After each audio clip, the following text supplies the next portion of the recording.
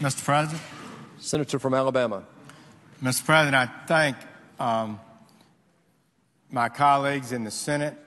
Serving in this body for 20 years has been one of the great honors of my life. I remember coming up when I was running for the Senate and going to the Republican luncheon, and they said, well, you've got a few minutes. You can say something, but don't talk very long. People don't want to hear a lot from you, frankly. And so I told them that I could think of no greater honor than to represent the people of Alabama in the greatest deliberative body in the history of the world. And that's what I feel about this body. I want to say I appreciate the full debate that we've had. I want to thank those who, after it all, found sufficient confidence in me to cast their vote to confirm me as the next Attorney General of the United States of America. I got to tell you, I fully understand the august responsibilities of that office. I served as United States Attorney 12 years and Assistant United States Attorney for a little over 2 years. And during that time, the very idea of those great leaders in Washington leading those departments that I served under makes it almost impossible for me to conceive I'm that person and will have that opportunity and that responsibility. So I understand the seriousness of it. I have an interest in law enforcement. I have an interest in the rule of law. So I want to thank those of you who supported me and had confidence in me in moving this forward. I want to thank President Donald Trump. He believes in the rule of law. He believes in protecting the American people from crime and violence. He believes in a lawful system of immigration that serves the national interest. And within bounds, those are things that may, from time to time, come before the Office of Attorney General. And I look forward to lawfully and properly advancing those items and others that we as a body share, the American people believe in. The Attorney General, this is a law enforcement office, first and foremost. People expect us to be those who defend us from terrorists, defend us from criminals, defend the country from fraudsters who raid the United States Treasury time and time again and too often not being caught or held to account for it. I believe that's a big responsibility of the United States Attorney General and this whole Department of Justice. As a former federal prosecutor, I worked regularly, nights, weekends, became personal friends with fabulous federal investigative agents. They give their lives, place their lives on the line for us to promote public safety, to try to do the right thing for America. And sometimes people think them as some sort of beady-eyed plotters to take away our freedoms. That is not so. They're out there every day putting their lives on the line to advance our freedoms, to protect our liberties, to protect public safety, to stop terrorism that threaten our government.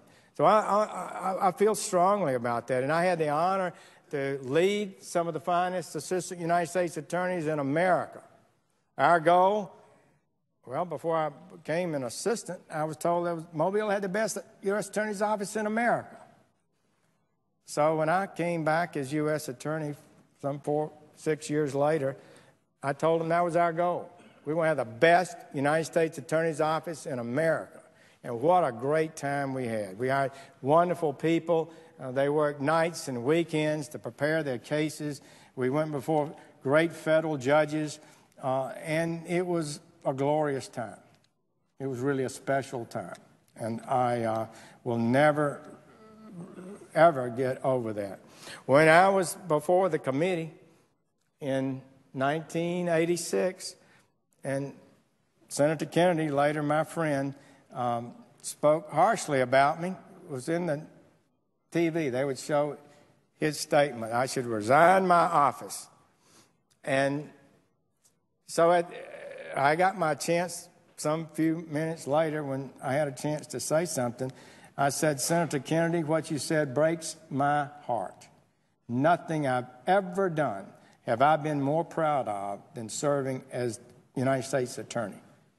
And I still believe that. Nothing I've ever done am I more proud of than the work we did in that little office in Mobile, Alabama, for representing the United States of America. You go into court, you stand before the judge, and you say the United States is ready. I represent the United States of America in a litigation. So this is a big deal. And so I would say to you, friends and colleagues, that this is a special honor. I feel it in my bones. I hope and pray I can be worthy of the trust you've given me. I'll do my best to do that. And let me comment a minute on the heated debate that we've had here in the Senate on my nomination and others. It was an intense election. There's no doubt about that. There have been strong feelings expressed during the election and throughout this confirmation process. And some of the times we have philosophical disagreements, just sincere disagreements about policy, what's right and what's wrong, what the law says, what it doesn't say. I believe words ought to be given fair and plain meaning. Words aren't tools that can be manipulated to make it say what you want it to say. I believe words have objective meaning. So we have sometimes differences about that. But that's what elections are about. And I've always liked the debate. I've always enjoyed participating in this great body where we are free to speak and be able to advocate for the values that we have. But I don't think we have such a classical disagreement that we can't get together. I've always tried to keep my disagreements from being personal. I've always tried to be courteous to my colleagues. Still, tension is built in the system, right? It is there. And the plain fact is that our nation does have room for Republicans and Democrats. That's what freedom is all about. I'm fairly firm, I got to say, in my convictions, but that doesn't mean that all of us have to agree on the same thing. We need latitude in our relationships. And so let's agree on what we can agree on, and I suggest that to my colleagues as I leave here and take action where we can agree on things. But denigrating people who disagree with us, I think, is not a healthy trend for our body. After I'd been here for a number of years, I'd gotten along pretty well with Senator Kennedy on the Judiciary Committee, and he asked me to be the lead sponsor with him on the significant, pretty controversial prison rape bill. And there were a number of honorable people who opposed it, some friends of mine. And he said, I want to do this with you. No, people ask me, do you ever have a reconciliation? Do you apologize? Did you ever say? He said, I want to do this bill with you. And I knew what that meant. And I appreciated that. And I said, I want to do it with you. And so we were able to pass that bill together. It was a moment of reconciliation that meant a lot to me, and I think he appreciated it too. And we later got involved in a major piece of legislation, just the two of us, that would have established a portable savings plan for young workers for all Americans, like the federal thrift plan. About that time, the financial crisis hit, and then he had illness, and it never came to fruition. But reconciliation is important. We ought to do that in this body. We ought to try to fight for our values and not give an inch. You don't have to back down if you believe you're right, and you should not back down. But there are ways that we can get along personally, and I would say that would be my prayer for this body, that in the future maybe the intensity of the last few weeks would die down, and maybe somehow we get along better. So, colleagues, I can't express how appreciative I am for those of you who've stood by me during this difficult time. I could start calling names, but it wouldn't be appropriate. I want to say again, I appreciate the President and his confidence in me.